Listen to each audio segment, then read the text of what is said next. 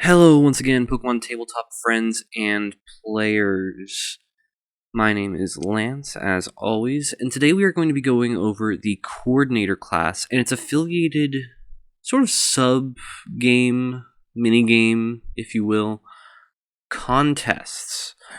Now, if you're wondering why, hey, Lance, this video took almost a year to come out since the last one. What happened? Coordinators and contests got a complete revamp about 2 months ago. And this was announced about a year ago that this was going to be happening. So the reason I put off putting this out and making this is because I wanted to give people a updated version of what this is supposed to be. I didn't want to make the video and then have to remake it in a year. So I waited until this summer, when 2024, by the way. I waited till this summer for Dr. Mr. Stark. Shoutouts to that guy; he's awesome. He revamped the coordinator class. He revamped contests, and he made them a lot more interesting, a lot more dynamic, in my opinion. It is a little bit different, and it could take a little bit getting used to, but I really do think that it is worth going over, because coordinators and contests in general seem a lot more fun to me now. Now, as with every video, I would like to give a shout out to the PTA 3 Discord. There's going to be a link in the description, as well as a link down in the comments below that will take you to that server. I'm in there. And it is a great resource for people who have questions or want some advice on how to run things. Just a general good place to be. There's a lot of helpful people in there, and I'm decently active. I don't know that I would say I'm the most active, that I'm on 24/7, but I would say that I'm in there pretty often. With that said, we are actually not going to be going over Coordinator right away, because I do feel like it is fundamental to the coordinator class to understand how contests work. So, first things first, we're going to go over to the contests tab, or pages, section, what have you. That's going to be on 176 of the current player's handbook. That may be outdated by the times when some of you are watching this, but as of right now, it's going to be at 176. Now, the big thing with contests, if you're not familiar with what they are, you didn't watch the anime, or you didn't play the games that had them, the big thing with contests is that they are essentially a beauty pageant mixed in with a dog show, but for Pokemon. So it's a really interesting mix of things, and it gives people something to do other than battle all the time. And while battling is a central activity in the Pokemon world, it's as basically as walking your dog. Contests are also a very fun thing to do. It's something that other people have expressed much disappointment in the past contest system, and a lot of people I've seen are really happy with how this looks now.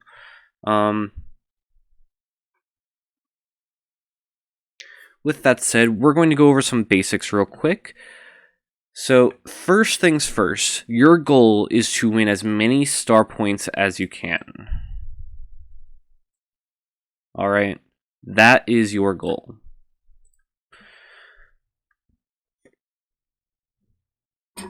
Star points are earned by winning heart points, which this book will call HP at times during this section.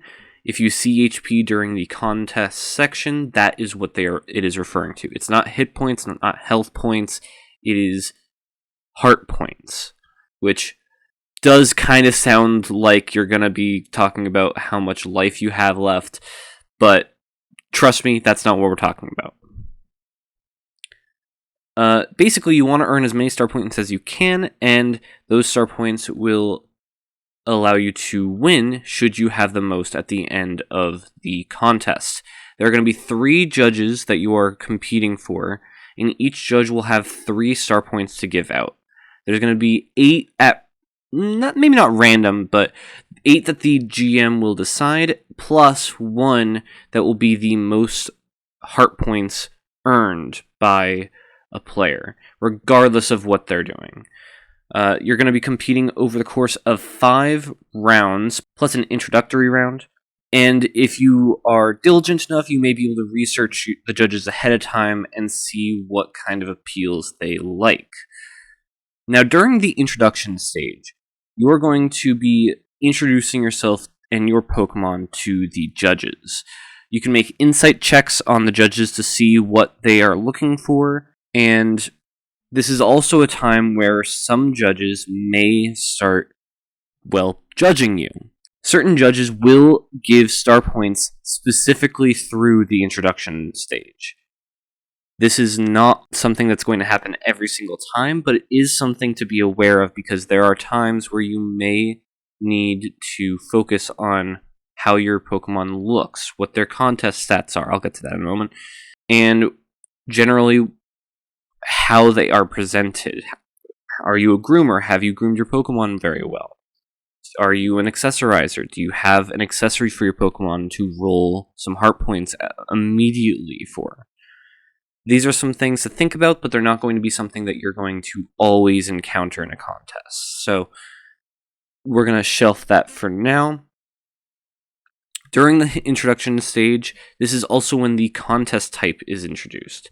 Now, contest types are this cool chart that you kind of saw earlier before I went down to the next page. These are going to be going over the basic 5 contest types. Now, you might be wondering, there's 18 Pokemon types. Why are there only 5 contest types? That is because those are not the same at all. Don't think that. Don't think about type all that much when contests. Sometimes it's relevant, but not usually. Essentially, contest types are going to be dictating what kinds of moves you want to use. I haven't gone and looked at the contest move pool. There's a move pool somewhere further down on the dock, but each move has an associated contest type as well as a contest effect. These effects dictate what moves do during contests, and they are generally going to be something you want to note down beforehand so you're not looking up what each of your moves do during a contest. You have 5 types: cool, beauty, cute, clever, and tough. Some of them will complement each other, while others will clash with one another. When the contest type is introduced, you want to make sure that you are going to primarily be using Pokemon moves that use that contest type.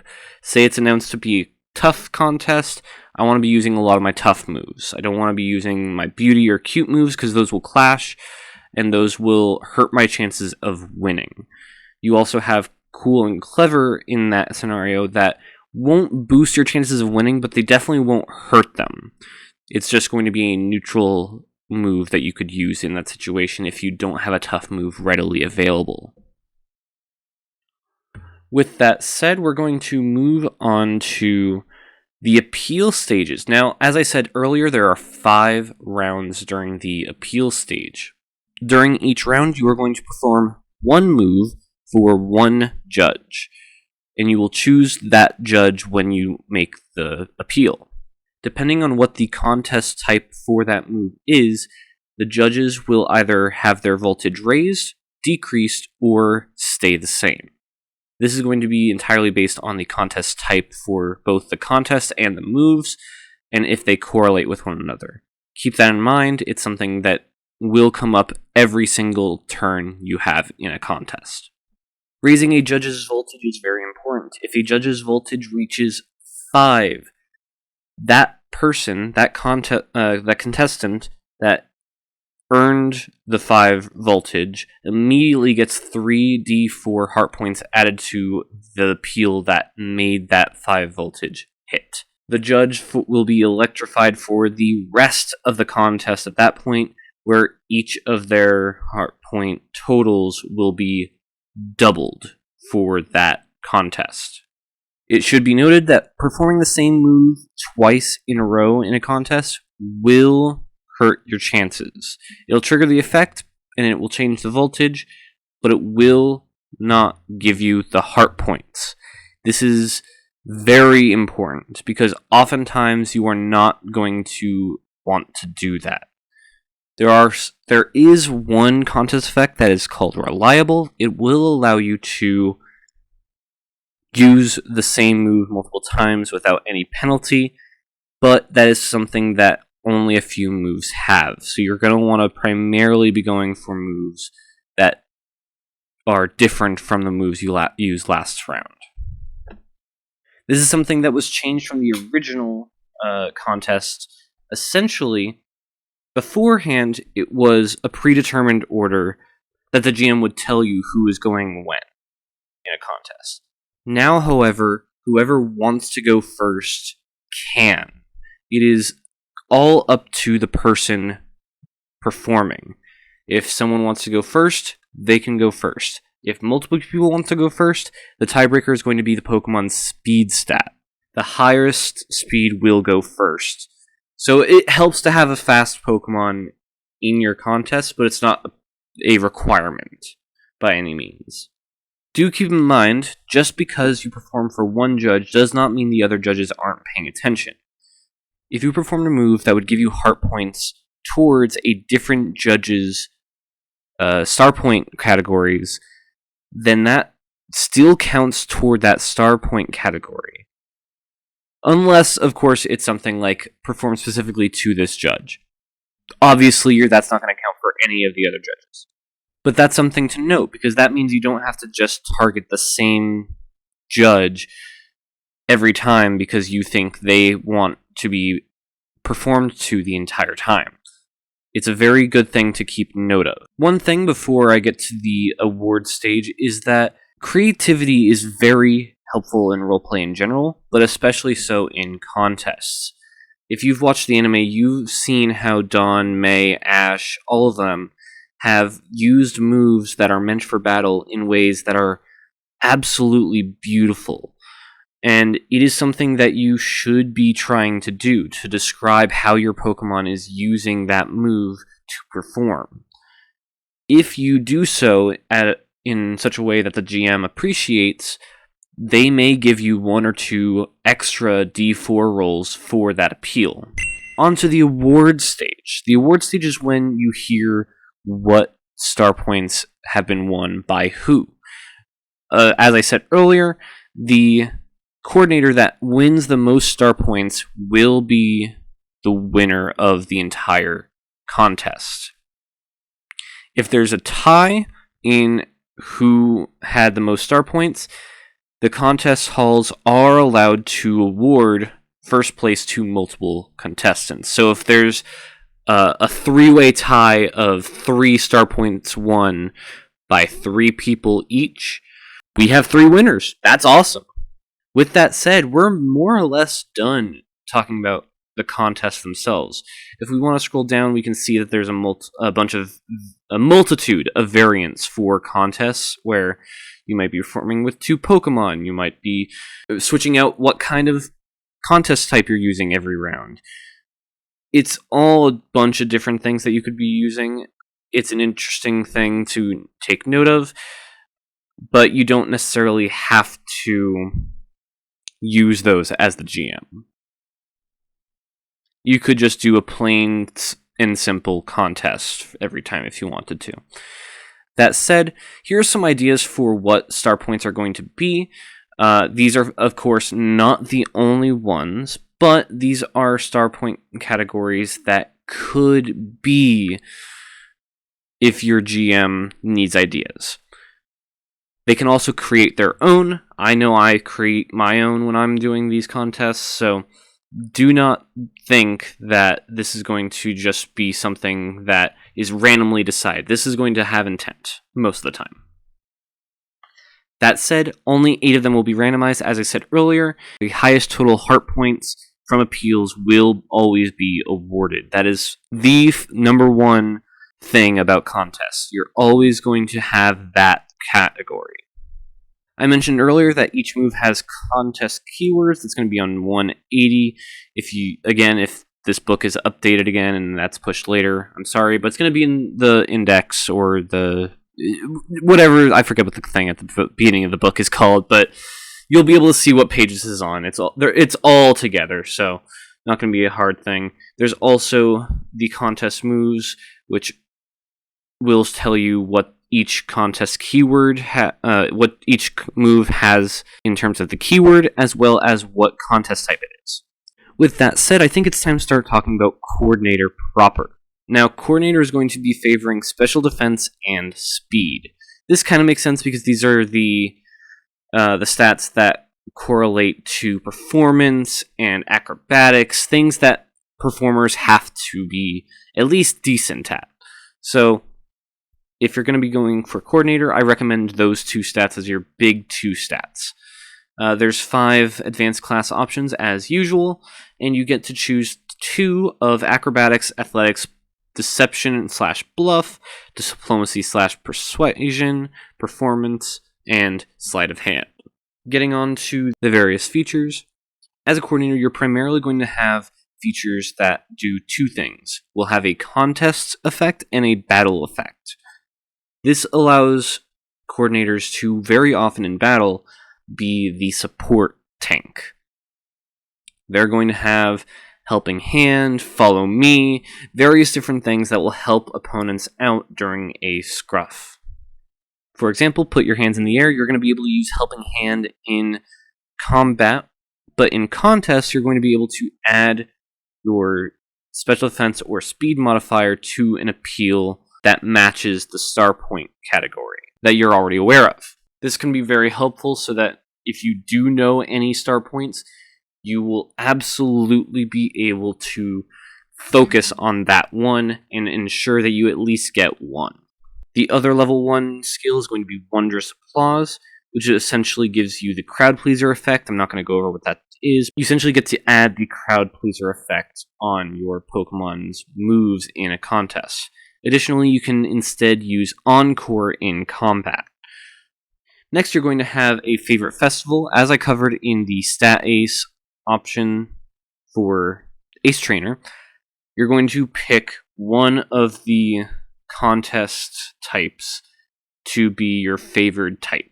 You're going to do this a couple times, but the first one is going to be at level 2, the second one's going to be at level 7, and the last one's going to be at level 11. With this feature, you get to add one ability to your Pokemon for 10 minutes, 3 times a day.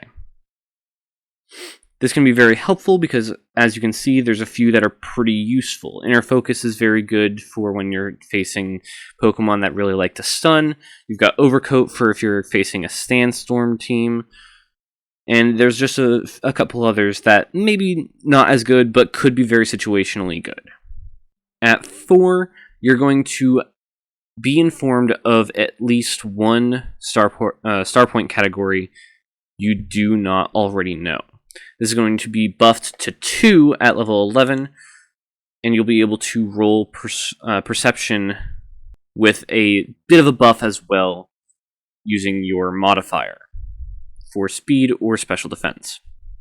Level 5 kind of harkens back to that idea of contests, of Coordinators being supports. 3 times a day when an ally is making a Bluff, Diplomacy, or Pokemon Handling check, you're going to be able to add your modifiers to their roll. That way, they have a higher chance of succeeding. At level 6, you're going to be able to use Follow Me in combat, and during contests, you're going to be able to lower how good your opponent's appeals were by -6 if they performed for the same star point category as you did. At level 8, you're going to be able to change the nature of a Pokemon that you own by using your favored Coordinator, right? So if you like to be cool during contests, you're going to be able to use one of these, change your Pokemon's nature to one of these. Pretty basic, but it can be very helpful to have that, especially when you're doing berries and Pokeblocks and stuff like that. At level 9, you receive the ability to rehearse Pokemon moves with your Pokemon. Essentially, once per contest, you're going to be able to use a rehearse move that you've already assigned previously, and you're going to add 2d4 to that move for your heart point total for that performance.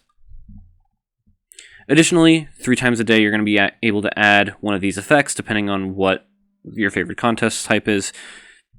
Pretty simple stuff. At level 10, you're going to be able to give your Pokemon a passive for 10 minutes. This is pretty similar to the one at the very start of Coordinator, but the effect for contests is that a judge that you're performing for will not have their voltage lowered, so that essentially this will make it so that you can raise your judge's voltage without actually using a move that would do so naturally. At level 12, the first 2 times you roll a 1 during your contest appeals, you're going to be able to re-roll those die. Additionally, you're going to have +2 insight to any people you've met for the first time, and then you're also going to be able to, during combats, give your Pokemon a passive listed below for 10 minutes. This is a pretty standard thing, if you couldn't tell. Coordinators do this all the time. Now, level 13 is when I think coordinators become so silly. I think this is one of my favorite things. Once per day, one of your Pokemon can perform 2 moves during the same appeal round and roll for both moves, adding them together for the appeal. And additionally, you get to teach them a move. Now, these are not moves that are made in the games. These are entirely based in the PTA handbook. But essentially, there's going to be Pac-Man, Impenetrable Stance, Absolutely Breathtaking, Cutesy Coercion, and, as you might have seen while I was explaining it, Language. You can teach your Pokemon to talk. It will take up a move slot. And they have to have 2 contest ribbons, but you can teach them a language. This brings me so much joy. I cannot explain how happy this makes me. This is so silly to me, and I love it so much. With that said, we're going to move on to level 14. You're going to be able to teach your Pokemon a move that matches the chosen contest type of your favorite festival feature. It still has to fit their proficiencies, don't worry. It's not that insane, but it is pretty insane. Being able to just teach your Pokemon any move so long as it's, say, a cool move, that's really good. There's a lot of good options for every single contest type that you'll be able to teach a lot of Pokemon. Finally here, we have Star of the Show. Now, this is a lot of text, I know. Don't worry about it. Essentially, you get to pick a star point category. You replace one of the judges' star point categories with one that you want. This is very strong. That allows you to essentially give yourself 2 star points. Of course, you do need your Pokemon to be built in a certain way so that you know for a fact that you will get that that star point, but this will essentially allow you to win a star point no matter what. It doesn't have to be something that isn't already on the board. It could replace any of them. It's a very strong feature that allows you to win contests a lot easier. That's why it's level 15, though. In battles also, it allows your Pokemon to have +3 speed when deciding the turn order if they've earned more ribbons than the enemy. It also allows you to use all those passives, like teaching those passives for 10 minutes. It no longer requires you to only use it on your own Pokemon. You can now use it on any of your allied Pokemon as well. But that is Coordinator on its own. We're going to now go down to its various different advanced classes, and I'm not going to go over them in depth like I have in the past, but I do want to just kind of give you a brief idea of what each of them are going to be like. Starting with Choreographer. Choreographer is basically, they had too many ideas for Coordinator. They made an advanced class that was essentially just Coordinator, but again, that isn't to say that it doesn't have anything unique to it, but it is very much like putting a hat on a hat, right? That said, you do get acrobatics or performance for this particular advanced class. Next we have Coach. Coach is going to take all of those combat and adjacent features from the original Coordinator class and do that better. It is a great support class in combat. It raises movement, it raises attack, it raises speed, I'm pretty sure, as well, somewhere in there. Next up is Designer. Designer is going to be the class that makes accessories and various wearable items that will give you, your Pokemon, and your allies buffs. You can see Bright Charm on there. That's going to be an item you can make with the Designer class. It's not the only item you can make. You can also see Lucky Charm there, Accessory, which is going to be for contests. It's all about, obviously it's about appearance, but it's also about giving you items that will help you out situationally that you just wear. So it's a fun little thing where you're going to have clothes and accessories that actually do things for you. Now, Groomers are largely going to be an out of combat, out of contest thing.